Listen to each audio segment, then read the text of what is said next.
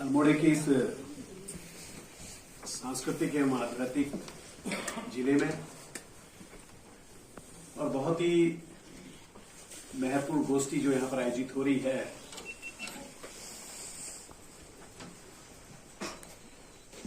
और जो संस्थान अपने शोधों के लिए जाना जाता है और कई ऐसे हमारे वरिष्ठ वैज्ञानिक इन संस्थानों के माध्यम से आप सब जो हमारे कृषक हैं उनको आज की तकनीकी को देखते हुए, आज की चुनौती को देखते हुए, आज की प्रतिस्पर्धा को देखते हुए उन्नत बीजों के लिए प्रेरित भी करते हैं। ऐसे बहुत ही महत्वपूर्ण संस्थान पंडित गोविंद वल्लभ पंत जो ये शोध संस्थान है और उस महान विभूति के नाम इसकी आधारशिला रखी गई है। इस संस्थान के आज के इस बहुत ही भव्य और दिव्य कार्यक्रम में हम सबके बीच में उपस्थित संस्थान के निदेशक सम्मानित हमारे प्रोफेसर सुनील नौटियाल जी, और अभी अभी आपने जिनका इस गोष्ठी में लेक्चर सुना यहाँ पर, और पूरे फिगर एंड फैक्ट्स के साथ, पूरे तथ्यों के साथ जो हमारा विवेकानंद प्रवृत्ति कृषि अनुसंधान संस्थान है जो कार्य कर रहा है और उन्नत बीजों के लिए तो कार्यशाला भी आयोजित करता है, उसके लिए आपको उपलब्धि भी कराता है, और जिनका बहुत ही सुंदर यहाँ पर उद्बोधन यहाँ पर रहा है, ऐसे हमारे बहुत ही वरिष्ठ वैज्ञानिक और इस समय उस संस्थान के निदेशक सम्मानित हमारे यहाँ पर उपस्थित डॉक्टर लक्ष्मीकांत जी इस कार्यक्रम में एक उद्घोषक के रूप में अपनी सफल भूमिका निर्वहन कर रही, और दर्पण समिति जिसके सहयोग से एक कार्यक्रम यहाँ पर संचालित हो रहा है उसकी मुखिया, और जो लगातार एक उद्घोषक की भी अपनी महत्वपूर्ण भूमिका निर्वहन करती है, लेकिन साथ ही साथ जो हमारी इस उत्तराखंड की जो सांस्कृतिक हमारी धरोहर है उसको संरक्षित रखने में, जो हमारी आध्यात्मिक संस्कृति है उसको संरक्षित रखने में अपनी समिति के माध्यम से अपनी महत्वपूर्ण भूमिका निभाती है। ऐसी हमारी यहाँ पर उपस्थित विभू कृष्णा जी, और जिनका भी संबोधन यहाँ पर होना है प्रभाकर भाकुनी जी जो एक किसान है, यहाँ पर उपस्थित हमारे भट्ट जी, और समस्त यहाँ पर हमारे इस संस्थान के सभी हमारे वरिष्ठ जो अपनी विद्वता के माध्यम से जिस भी विषय का शोध यहाँ पर कर रहे हैं, ऐसे हमारे सभी विद्वान हमारे वरिष्ठ वैज्ञानिक, और यहाँ पर उपस्थित विभिन्न जो हमारे प्रोजेक्ट हैं उसमें अपनी सहभागिता कर रहे हैं हमारे सभी यहाँ पर उपस्थित सहयोगीगण, और आज की इस कार्यशाला में अपनी महत्वपूर्ण सहभागिता करने के लिए आए हुए यहाँ पर उपस्थित हमारे विभिन्न क्षेत्रों से आए हुए जो आज की कार्यशाला है जिसमें मोटे अनाज को लेकर यहाँ पर विस्तृत चर्चा हो रही है, और आप सबने भी उसमें अपना वाद संवाद यहाँ पर रखना है।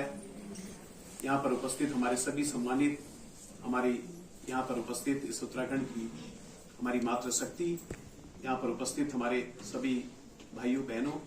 मैं आप सबको नमन करता हूँ, प्रणाम करता हूँ, और जिनके नाम से संस्थान यहाँ पर स्थापित किया गया है उस महान व्यक्ति को आप सबकी ओर से अपनी ओर से श्रद्धा सुमन अर्पित करता हूँ। और निश्चित रूप से उस व्यक्ति ने अपनी के माध्यम से, प्रशासनिक पहचान के माध्यम से, अपनी विद्वता के माध्यम से और अपनी राजनीतिक अनुभव के माध्यम से इस समाज को बहुत कुछ दिया है, और आज ऐसे महापुरुष के नाम ये संस्थान यहाँ पर संचालित है, और हमें ये संस्थान उनकी स्मृति तो हमें याद तो दिलाता रहता ही है, लेकिन उनकी स्मृति के साथ साथ ये संस्थान निरंतर नई ऊंचाई को छू रहा है और नए नए नित्य प्रयोग यहाँ पर कर रहा है। मैं इस संस्थान को विशेष रूप से बधाई देना चाहता हूं, और दर्पण समिति को कि आपने आज की आवश्यकता को देखते हुए और वर्तमान में जब व्यक्ति की जीवन शैली में बहुत परिवर्तन हो गया है उसको देखते हुए ऐसे बहुत ही महत्वपूर्ण विषय को लेकर यहाँ पर एक गोष्ठी, ये कार्यशाला आयोजित करी है। निश्चित रूप से कहीं ना कहीं आने वाले समय में हमारे समाज को एक ये बहुत महत्वपूर्ण पायदान की ओर को ले जाएगी। मैं क्योंकि सारी बातों को विस्तृत रूप से डॉक्टर लक्ष्मीकांत जी ने यहाँ पर पूरे आंकड़ों के साथ, तथ्यों के साथ यहाँ पर प्रस्तुत किया है और उसका पूरा विस्तृत रूप से पूरा उसका यहाँ पर व्याख्या उसकी उन्होंने अपने संबोधन के माध्यम से यहाँ पर कर दी है। मैं उस पर बहुत ज्यादा प्रकाश नहीं डालूंगा, लेकिन इतना जरूर कहूंगा कि आज की जो जीवन शैली है, हम देख रहे हैं, अभी मैं सम्मानित नौटियाल जी से भी कह रहा था कि आज के समय में आए दिन नित्य कोई ना कोई बीमारी व्यक्ति के अंदर उत्पन्न हो रही है, चाहे वो हमारे हृदय से संबंधित हो, चाहे वो हमारे ब्लड प्रेशर से संबंधित हो, उक्त रक्तचाप से हो, या अन्य कई अन्य तरह की, कोलेस्ट्रॉल से लेके विभिन्न तरह की। और कहीं ना कहीं हमारी जो जीवन शैली है आज की, कहीं ना कहीं उसमें बहुत परिवर्तन आ गया है। आज से पहले अगर हम देखेंगे तो पहले बहुत सारे लोग इन चीजों का प्रयोग करते थे, अपने खान पान में प्रयोग करते थे, लेकिन इसकी महत्ता को उतना नहीं समझ पाते थे। लेकिन जब हम इन चीजों से दूर चले गए थे, इन मोटे अनाजों से, और आज की पाश्चात्य देश की संस्कृति को अपना रहे थे, आज खान पान को अपना रहे थे, और आज जब व्यक्ति अपनी जीवन शैली में, जो उसकी जीवन शैली है, चाहे जो भी उसका प्रेशर है,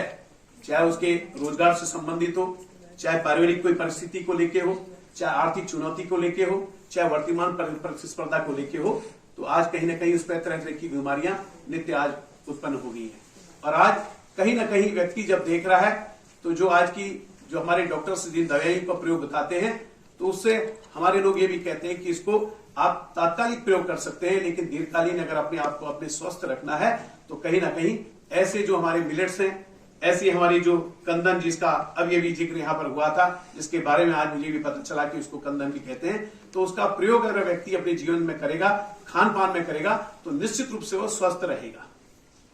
और आज पूरा विश्व इस बात को मान रहा है, आज कहीं ना कहीं उसके लिए चिंता भी व्यक्त कर रहा है और मोटे अनाज के लिए आप सबको प्रेरित भी कर रहा है, उसके लिए प्रोत्साहन भी कर रहा है। और अभी बताया कि भारतवर्ष ने एक पहल करी और उसमें 72 देशों के लोगों ने इसमें अपना समर्थन भी व्यक्त किया, और संयुक्त राष्ट्र संघ ने एक प्रयास किया, कोशिश करी कि हम 2023 में इसको अंतर्राष्ट्रीय पोषक वर्ष के रूप में मनाएंगे। आज इसकी पहल जो भारत ने करी, आज 72 के देश उसको अपनाने का काम कर रहे हैं और संयुक्त राष्ट्र संघ उसमें अपनी पैरवी कर चुका है। ये हम सब के लिए बड़े हर्ष का विषय है कि भारत ने इसमें अपनी अग्रणी भूमिका निभाने का काम किया है। और जैसा कि अभी डॉक्टर लक्ष्मीकांत जी भी बता रहे थे, मैं आपको एक छोटा सा उदाहरण देता हूं। मैं कुछ ही दिन पूर्व जब देहरादून से अल्मोड़े को आ रहा था, तो रामनगर में एक मेरे मित्र हैं, उन्होंने मुझे भोजन पे बुलाया, और जब मैं उनके वहां भोजन पे गया तो उन्होंने अन्य चीजों का तो परोसा ही परोसा, लेकिन उन्होंने काले चावल को परोसा। और मैंने अपने जीवन में पहली बार काला चावल खाया। ब्राउन राइस हमने खाया, लाल चावल हमने खाया, लेकिन काले चावल को। और उन्होंने कहा, उन पे 6 एकड़ का उनका फार्म है छोटा सा, और उन्होंने कहा कि इसकी पौष्टिकता को देखते हुए, इसके तत्व को देखते हुए, इसकी आवश्यकता को देखते हुए आज हम इस काले चावल को यहाँ पर बो रहे हैं और आज मैं इसको आपको परोस रहा हूं। और वास्तव में उसको खाया तो उसकी अपनी महत्ता तो ही है, उसका तत्व तो ही जो उसमें गुण है, चाहे वो फाइबर हो, चाहे विटामिन हो, चाहे अन्य चीज न्यूट्रीलाइट हो, या जो भी अन्य चीजें हैं, लेकिन उसका स्वाद भी अपने आप में बहुत अच्छा था। तो कहीं ना कहीं आज लोग इस बात को महसूस कर रहे हैं कि अपने खान पान में इन सारी चीजों का प्रयोग कर रहे हैं, चाहे वो मडुआ हो, चाहे मादरा हो, चाहे झिंगुरा हो, चाहे भी अन्य जिनके बारे में 8-10 जो अन्य चीजें उनके बारे में आपने पूरा प्रकाश डाला है। तो मैं आप सबसे यही कहूंगा कि आज हमें अपने जीवन शैली को देखते हुए, जिस तरह से हमारी जीवन शैली है, उसमें अगर हम अपने खान पान को सही रखेंगे, इस मोटे अनाज को अपनी नित्य जीवन शैली में भोजन के रूप में, इसको या नाश्ते के रूप में इसका प्रयोग करेंगे, तो बहुत हद तक हम सारी चीजों को कंट्रोल कर सकते हैं, उसमें विराम लगा सकते हैं। क्योंकि उसमें बहुत सारे ऐसे तत्व पाए जाते हैं, सारी चीजों का उसमें समावेश है,